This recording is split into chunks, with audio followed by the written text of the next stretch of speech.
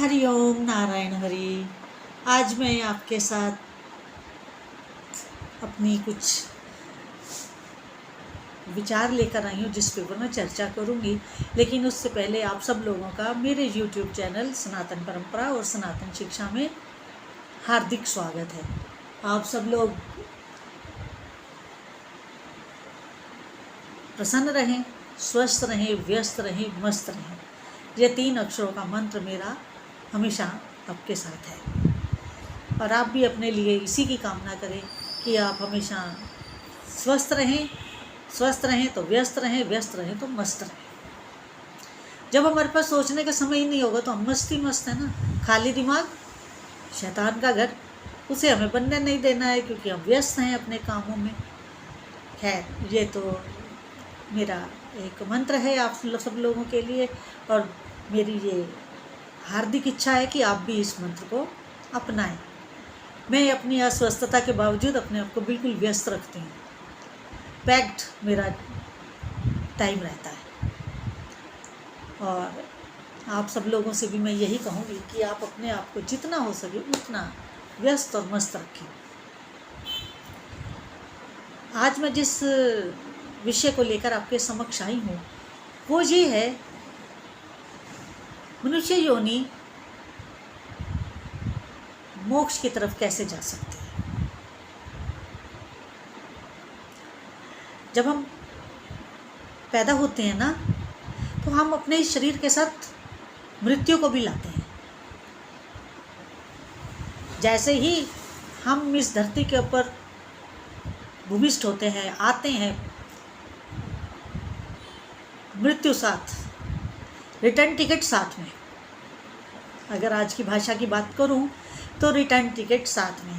मैं चर्चा को आगे बढ़ाऊं उससे पहले मेरा आपसे एक अनुरोध है, निवेदन है कि आप मेरे YouTube चैनल सनातन परंपरा और सनातन शिक्षा को अधिक से अधिक सब्सक्राइब करिए, लाइक करिए, शेयर करिए, ताकि मेरा ये जो वाणी है, जो मैं आप लोगों को संदेश देना चाहती हूँ, वो आम जन तक पहुँचे, दूर दूर तक मेरी वाणी पहुँचे, ताकि किसी को भी राह मिल सकती है, किसी को आगे बढ़ने का, अध्यात्म में आगे जाने का मार्ग मिल सकता है। कोई भी व्यक्ति अपने को जो कहीं रुक गया था, स्टक हो गया था, वो गतिमान हो सकता है।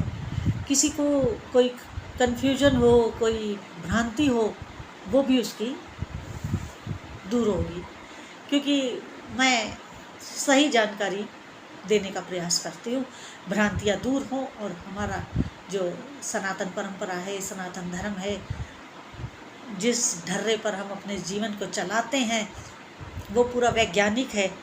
कोई धकियानुसी हमारे उसमें कुछ भी नहीं है। और देखिए, सनातन धर्म की सबसे बड़ी खासियत ये है कि हम बहता हुआ पानी है, हम कहीं रुके नहीं हैं। देखिए, हमारे यहाँ समय समय पर नए विचार आए, नए सिद्धांत आए, उन सिद्धांतों को अपनाया। जब वो सिद्धांत उस सब कुछ समय के पश्चात अपना काम कर चुका तो वो समाप्त होता है, नया विचार आता है, नए उस पे चलती है। हम किसी एक विचार, एक धारा पे नहीं हैं। हम समय के अनुसार जैसी देश काल परिस्थिति होती है, हमारे उसी तरह संत महात्मा जन्म लेते हैं, उस काल को संभालते हैं और अपना एक प्रभु की कृपा से, उन्हीं के आशीर्वाद से जब वो इस धरा पर आते हैं, अपना कार्य करते हैं और सनातन धर्म की एक धारा को और अच्छे से प्रवाहित करते हैं। कई सिद्धांत आए, कई दर्शन आए और हमारे गुरुजी ने एक पुस्तक लिखी, द्वादश दर्शन।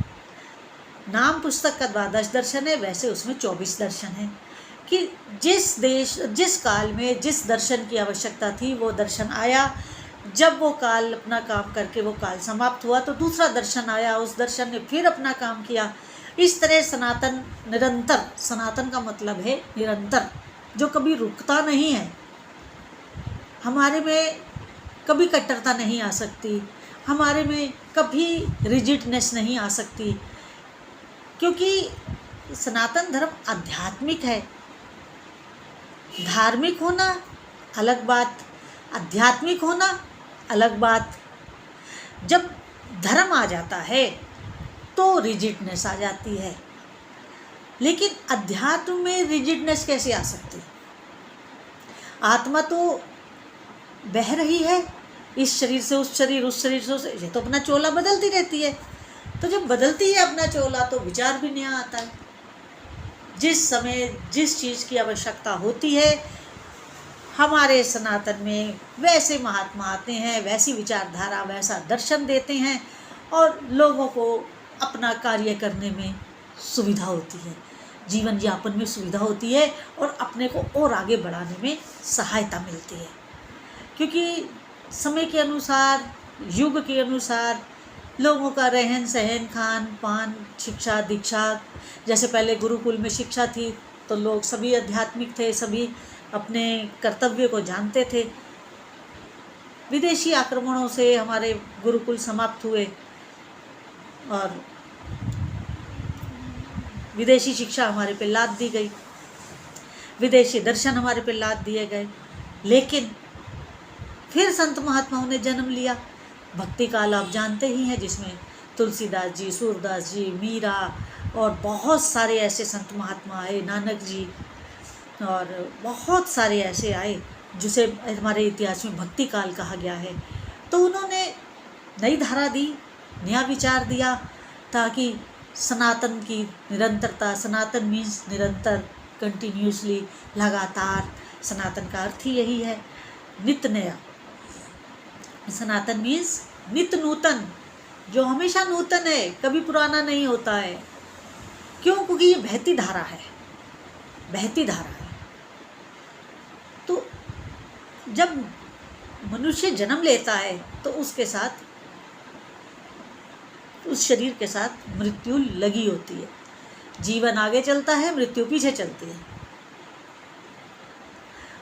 और ये जो हमारा शरीर है ना, ये हमारे शरीर को खा रहा है, मृत्यु इसको खा रही है।